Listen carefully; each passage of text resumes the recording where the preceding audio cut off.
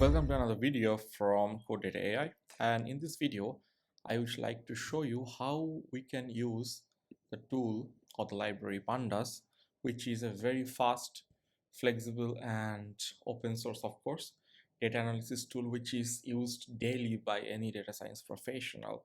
So let's get started. So before we start, I just want to tell you that there are two ways to learn it. So first of all, you can see that there's a book over here where if you click on the PDF, so for example, the latest one is September 12, 2021. And if you click on that, you would get a book of around 3,500 pages. And this would say the latest edition. And here you can see that you have this getting started, installation, introduction. So this is one way to start, but there might be some times it would be difficult for beginners to start because it might look a little bit intimidating in the beginning. As you can see, like there are so many stuffs together. The alternate way would be to start with here actually, and then you can click on the button which says getting started. So here it has much more interactive, and they would also show you or share with you some short of files which you can try on your notebook or Visual Studio Code, wherever you prefer. So first of all, we need to understand what is the data frame. So data frame is the core data structure on which the Pandas functionalities apply. And so you would first try to understand how to create and see or check data frame. Then we would check out like how we can read and write into the data frame.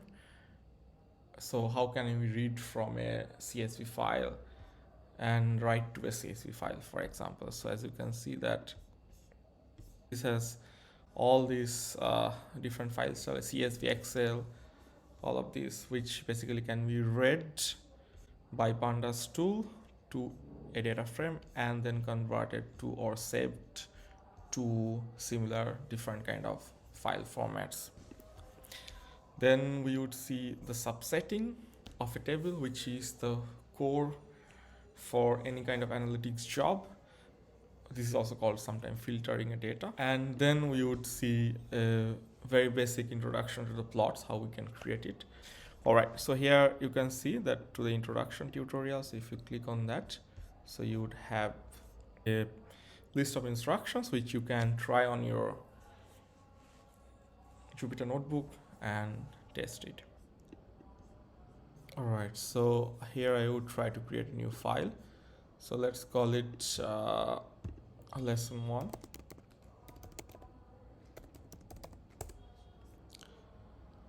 So first of all, I would show how we can create a data frame and how it looks like basically. So I would import the library, import pandas at pd. All right, so if you find this error, then you have to basically install the library. So the conda install pandas or pip install pandas. So you can open your terminal. I would type pip install pandas, and if it is already there, as we can see, then it says requirements already satisfied, so you don't have to do anything. All right, so here the problem comes because I did not put the right version of Python which I'm using, so I would click that one. All right, so now it's fine. Okay, so I would now create a data frame and see how it looks like. As you can see, data frame looks like this, so which has the column. So it is kind of similar to Excel and the rows. If I want to create it, I would create it from a dictionary. So for example, I would explain what we are doing over here. You can see that, so we are using pd.dataframe. So this is a method, and I'm passing a dictionary to that. So where it says the name, so name has all these names of the persons and the corresponding ages and their genders.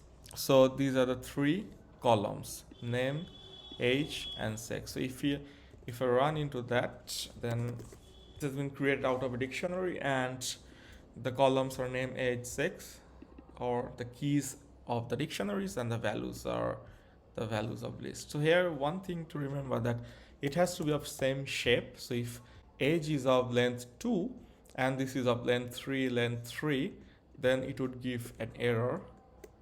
As you can see that all arrays must be of the same length, so it has to be of the same length. Okay, all right. So first maybe I can add some other records. So let's say another name 2.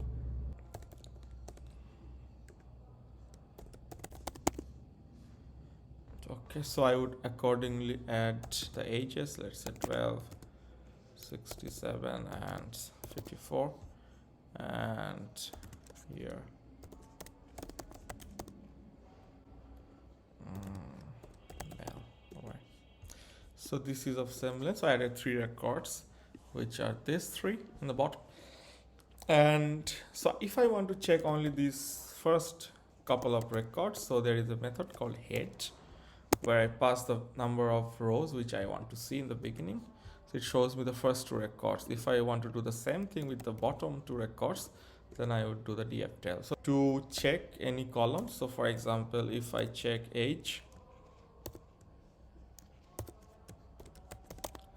as you can see, this gives me all the ages, but here we have to remember that this type is called a series. So here you can see in the bottom, like this is a series, so each column in the data frame would be defined in the format of a series. So series has this left column which is index, and this right column which is values. So this is index 0, 1, 2, 3, 4, 5, and these are the values. So how to confirm? So if I type of df-age, then it would show me it's a series, and if I do type of df, then it would show this data frame.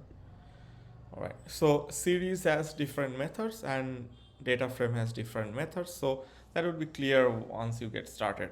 So for example, if I want to check what is the maximum value of age, then I would just pass df-age, which is the age, and it would be a series. And if I want to check the maximum value, then it would return 67, so that is the maximum age in this data frame. And similar way we can try all these mathematical function, mean or average or median. So this would be just dot operator and then the method name. Now we would like to see, so we can type describe, and this describe would calculate all this statistical information of numerical column. Then it would show me that there are 6 number of ages or 6 counts, average, standard deviation, which basically we are just checking into that. That is, so df.shape would give you how many rows and columns you have in the data frame.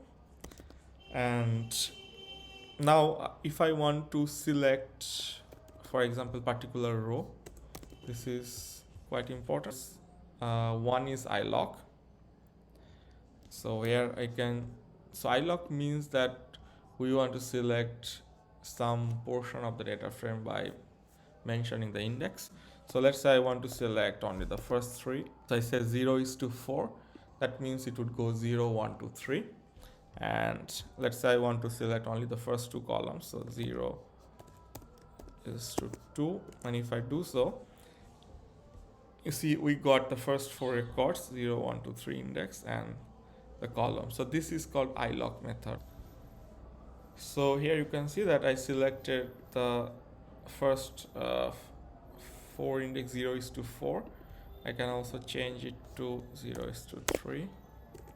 So here you can see that it is taking all this which starts from 0 and ends in 3.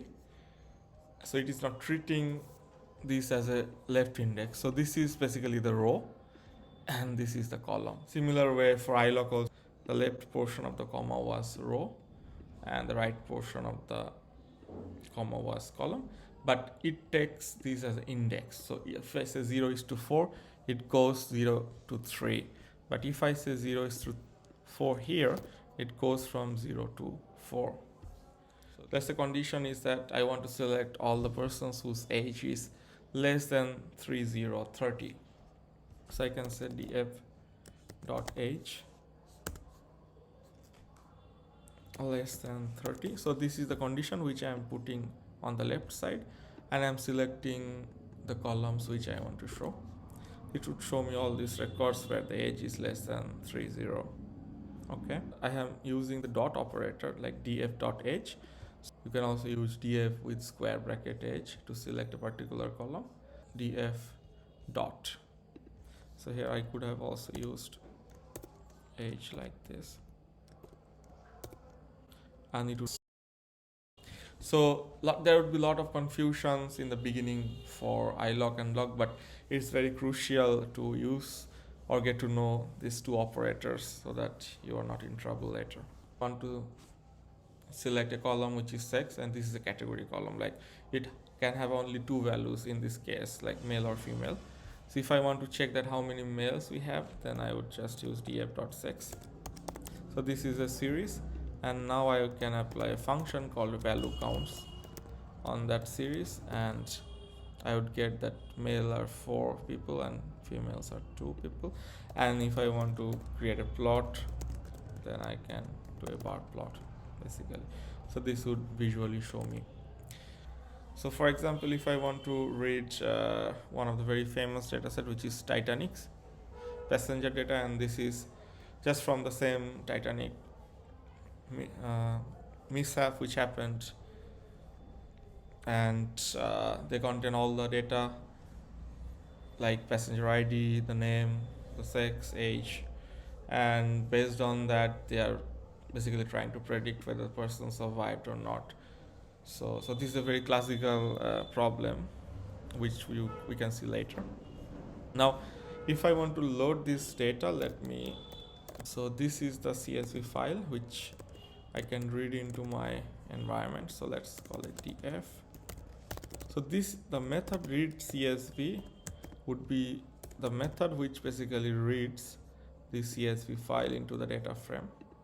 And if I show you, it would look like the one which we showed before. So it has all these columns like passenger ID, survived till embarked, and it has 891 rows. So here also you can apply this head 5 just to see the top 5, the last 4 records, or if you want to select all these record where df.survived 1. So this would basically select all the records where the person survived, and if you do that, then you would get 342 rows. And now here if you want to check, okay, I want to get only one single column, let's say I want to get the column sex, and I get the column sex. And if I want to do value counts like we did just now, if the person survived and what is the ratio for female and male of survival. So you can see that 233 females survived out of 342 and 109. So females twice likely to survive than males. So yeah, be careful if you embark on a journey like Titanic, if you are male, of course.